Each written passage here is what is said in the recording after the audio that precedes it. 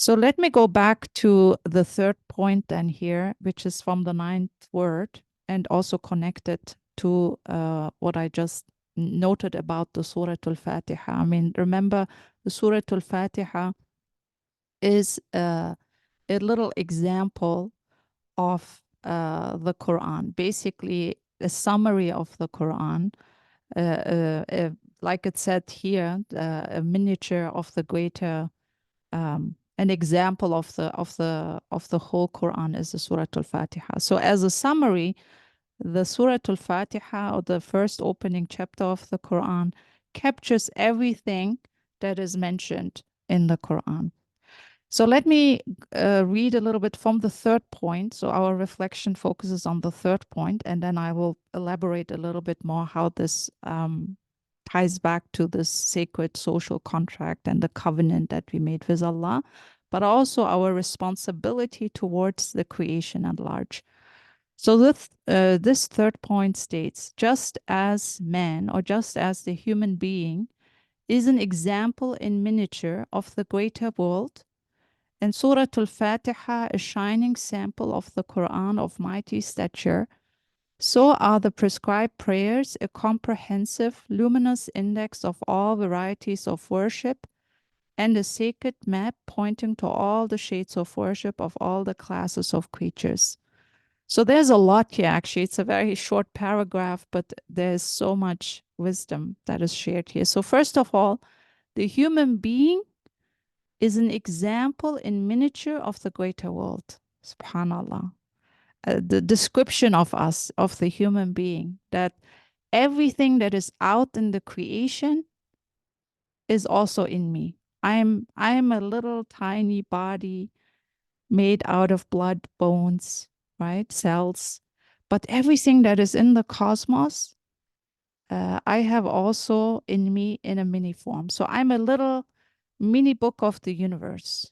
Subhanallah. I mean, if we can let that sink in for a moment. So it means that we are what's called alam mustaghir. We are that little mini world of the cosmos. We are basically a summary of all what is out there. So we have an animalistic side, we have an angelic side, we have the dream world. We can experience dreams. We can experience so many things. We can imagine. We have a holy imagination. We have our capacity to fantasize or to cultivate fantasies. We can create. We can build. We can innovate. We can invent. You name it. Everything that is out there in the universe, we also have a little sample within us. Even a satanic side, almost, like in a sense that we have a destructive potential within us. But Allah creates every human being with a clean slate. Every human being is born as a Muslim. Türkçe derseniz bitti mi? Everybody is created as a Muslim. And so we come here with a pure, clean slate, right? And that means that we have the potential to be constructive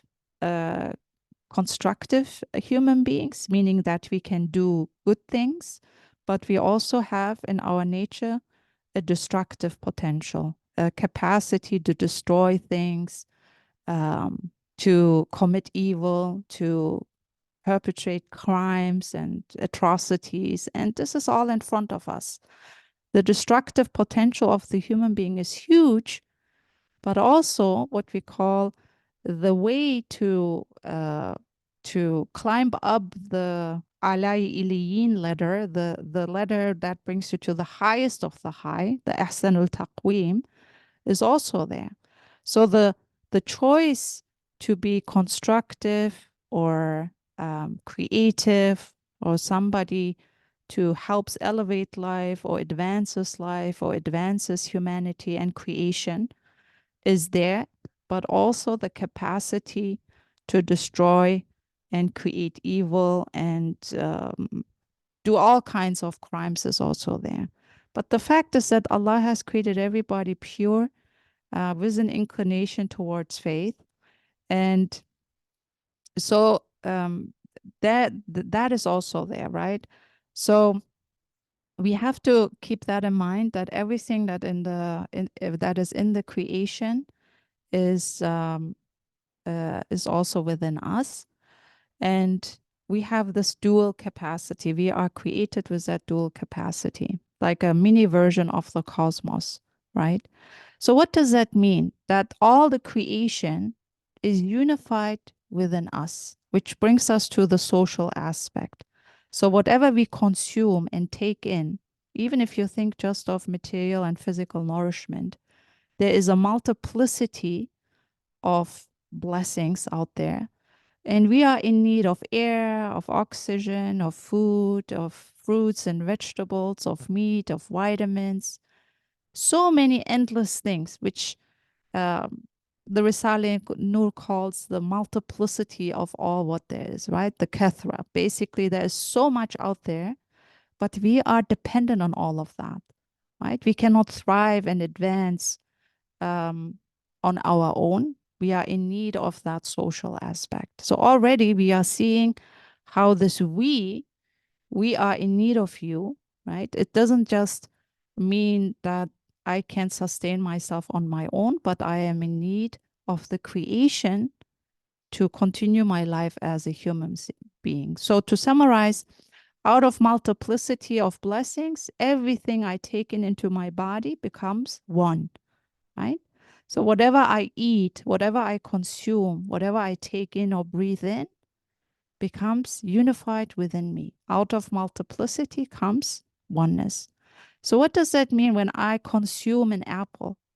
That apple also was created through a community of the creation, like air, sunlight, soil, minerals, everything came together, the planets and the stars, so that apple can come into existence. But then ultimately I consume the apple as a human being. And this apple becomes then part of my being. But the point of the apple is that it can continue its sacred worship, right? That it can continue remembering Allah. It becomes alive in my body. It ceases to be an apple, but then rises up in becoming a human being, part of my existence. In terms of, I use the apple's vitamin, it nourishes my body, it keeps me healthy, it keeps me strong. So all of that means that the apple and all other blessings are part of a community that then are unified within my body. But what is my response to them? What is my response to them? If I cut them off from sacred worship, if I cut them off from remembrance and glorification of Allah or ibadah, then I have committed a crime towards the community, the creation that has worked for me, right? Is constantly working for me. So the human being is at the center of the universe, is in need of everything. Again, think of stars and galaxies, the seasons, the blessings, the animals, the plants, everything becomes one in me, but then I deny them remembrance of Allah, worship of Allah, and cut them off. So this is why the Risale-i Nur constantly really stresses that the greatest crime towards the creation is kufr. To deny them, to not only not acknowledge Allah, but also to deny them sacred worship. So when I stand in prayer and perform my salah, I am becoming what?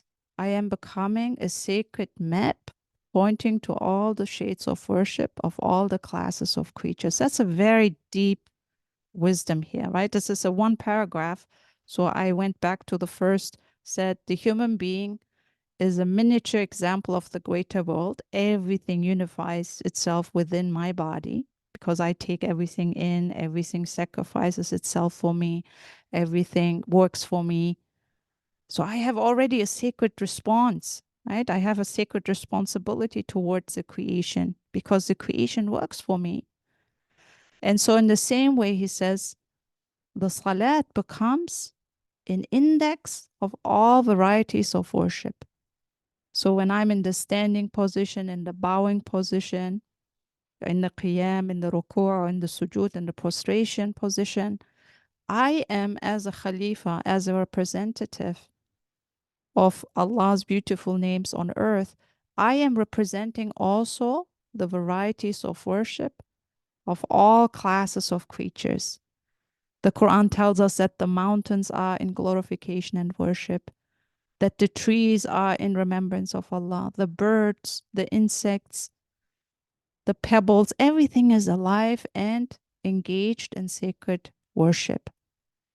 But if I do not recognize them, if I do not recognize their sacred worship, then I have neglected my sacred responsibility. So again, that is again the social contract that we are making with the creation, because the creation works for us. Constant sacrifice, constant struggle and effort is for the human being.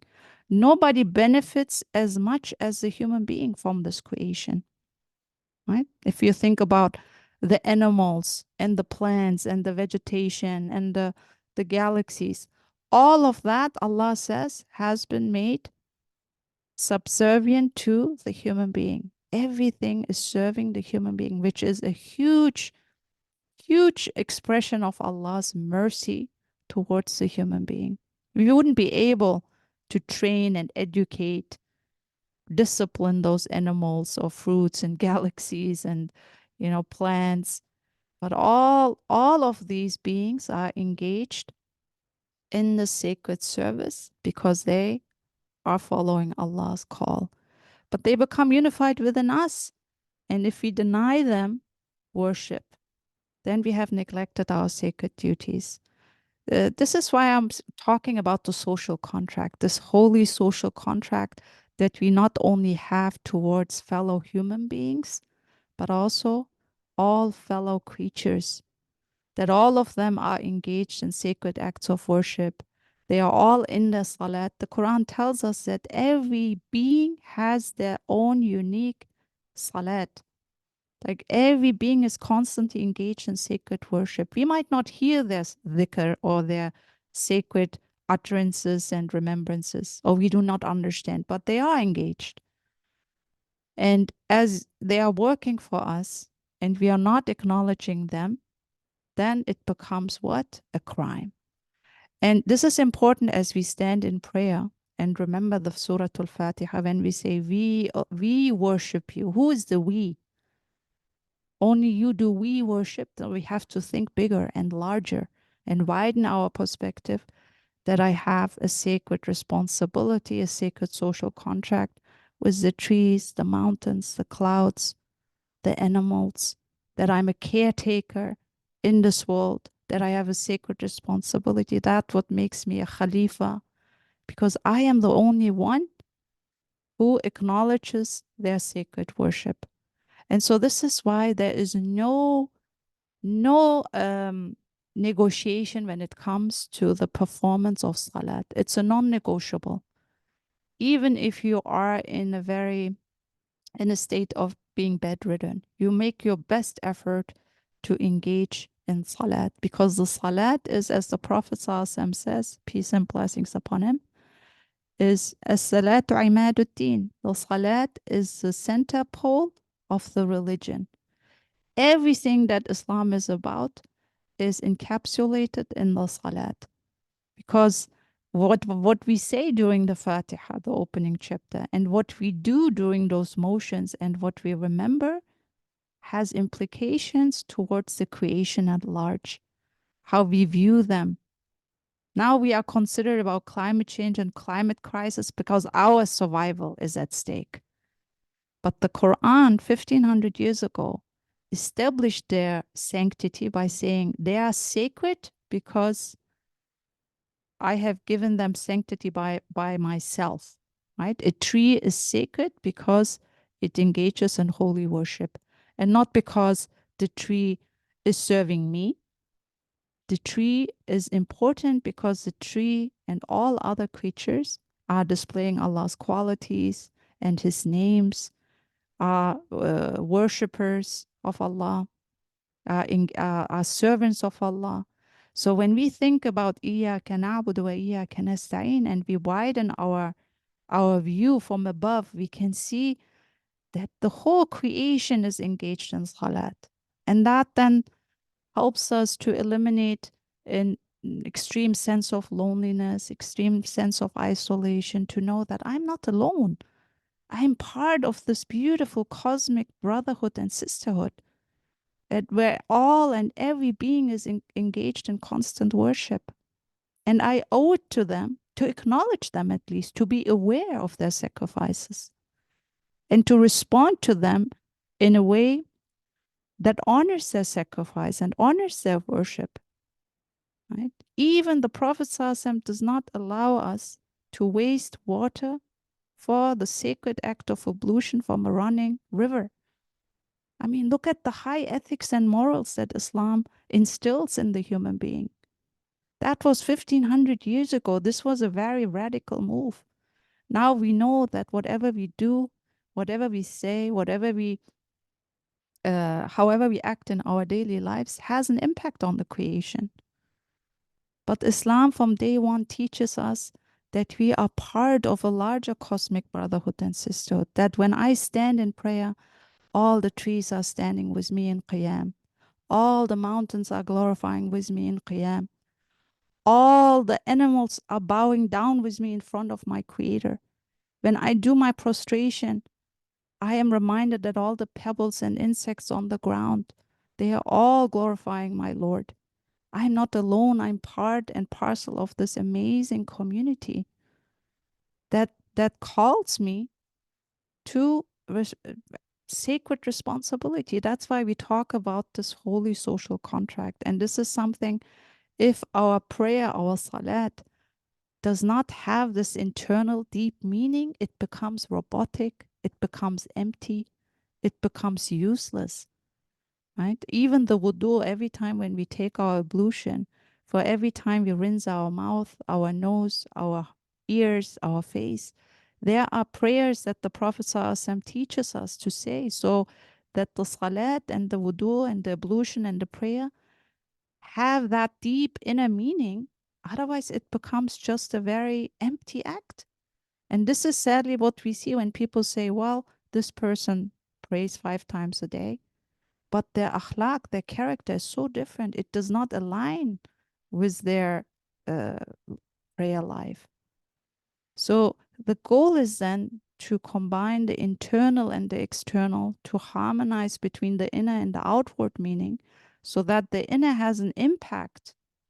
It's both, actually. It's a mutual thing. You exercise so you have a healthier spirit, a healthy understanding. The salat reminds us constantly that we are part of something larger, that we have a responsibility towards others. That is also what helps us to transcend territories and boundaries and borders. With me at this moment, at Dhuhr time now, noon prayer time, millions of people are standing in prayer.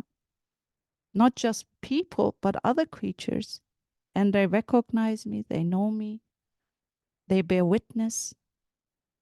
Even the spot that I'm praying, subhanAllah, has a spatial identity. The place. We switch our spots when we are praying. Everybody knows that. Why do we do that? Because the Prophet ﷺ says, first of all, it's sunnah, but also this place is alive and will bear witness on the day of judgment if I prostrate it on the spot. So everything is alive. The whole world, the Prophet ﷺ says, the earth is a masjid, a place of prostration, which means that I cannot be clean just in my home and be dirty and filthy outside my home. I make an effort to bring Allah's qualities back into all areas of my life. I cannot be Muslim if I do not understand that it's a holistic vision, that Allah is inside my home, but also outside my home. Allah is Allahu nuru samawati wal ard. Allah is the light of the heavens and the earth. No exceptions. So when I stand in prayer, I know all the world is in prayer. All my brothers and sisters around the world are standing with me in prayer. All my fellow creatures are standing with me in prayer. That space that I'm praying has a spatial identity, is alive and bear witness to who I am, what I'm doing, is seeing, is witnessing, is observing, is recording, right? Subhanallah, these are very deep truths. When we internalize them, this will have an impact on how we conduct ourselves throughout our day. Whether I'm praying at my workplace, praying in my home, praying in a mall, praying in a park. The whole world is a masjid. That's why, yes, pray. Be comfortable in praying. Be confident in praying. Everybody prays. Don't feel you're a marginal individual praying. Everybody is engaged in sacred act of worship in the salat. And this is why in this third point, it brings us back to the social contract. You are part of an interdependent community. You have a call to serve others. Service is the DNA of the creation. I say that all the time. Service, holy service is the DNA of the creation. There's no one creature out there who does not serve others. Point to one. They are all interwoven, interdependent. They are all caring for one another. Constantly in the Risale-i Nur, we hear about the truth of ta'awun, helping one another, tajawub, responding to one another, ta'anuk, embracing one another, tasanut, relying on one another. Subhanallah, these big T's, if we could incorporate them in our lives, right? Subhanallah, and living more and more into them. Where can I serve? Where can I be? Because this is the DNA of the cosmos. Nobody is sitting lazily and passively in a corner. There is constantly haraka, there's constantly movement and motion and service and embracing one another, lifting up one another, supporting one another. But what does a human being do when the aggressive sickness of egotism comes in? First, me. I don't care about others.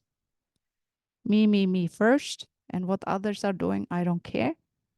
And this is then where we have what's called in the United States now an epidemic of loneliness. The US Surgeon General, go on his website, calls it an epidemic of loneliness.